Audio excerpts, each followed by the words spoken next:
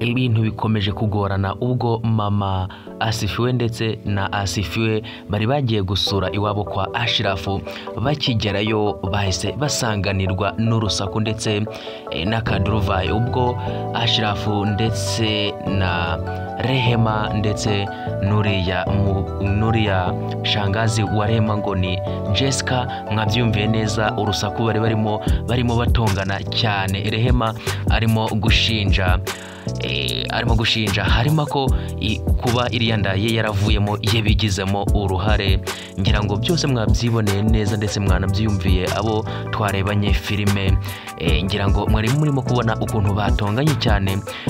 Rehema arimo gushinja harimo ko iriya nda byanze bikunze yabigizemo uruhare kugira ngo ibashe kuba yavamo, ariko ngira ngo turabizi neza ko Harima atigeze abigiramo uruhare habe na gato kugira ngo iriya nda ibashe kuba yavamo. Ese ibi bintu bizabasha kuba byaherera hehe guys? Reka musabe niba ugeze hano ari ubwa mbere ukande subscribe uyandikishe kugira ngo dukomeze kugenda twibanira 5 kuri 5 tuganira kuri filime yacu Igeno series, ibintu birushaho kuba byagenda neza. Uyu numwanya rero wo kuganira kuri filime yacu. Murabona ko ibintu bitangiye kuba byajya hanze, aho mubona ko Ashirafu ubu ngubu yamaze kumenya ko iriya nda itariye ahubwo yari iya James.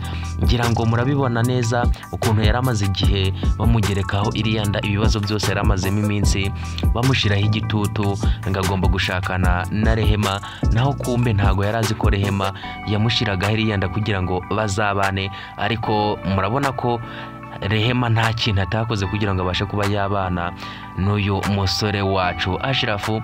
Ariko ngira ngo murabona ko byanze bikaba bigeze bwa nyuma, aho Ashirafu ahise amenya ukuri, akamenya ko iriya nda Rehema yayimugerekagaho kugira ngo azabashe kuba yabana nawe. Ese ibi bintu bizabasha kuba byaherera hehe ko tubona ko ukuri kubaye kwamenyekana? Ubu ngubu ibintu bya Rehema byose bimaze kuba byajya hanze. Muratekereza bizaba byagenda bite ko yaramaze igihe akomeza hatana arimo kugereka inda kuri Ashirafu, ariko Ashirafu akaba amenya ukuri? Muratekereza bizaba byagenda bite guys? Reka mbashimire mwebwe mwakomeje kubana natwe hano muri iki kiganiro. Ndagusaba kugira ngo ujye muri comment udusangize igitekerezo cyawe, utubwire uko ibi bintu uri kubibona. Reka mbabwire ngo ciao ciao naho utaha.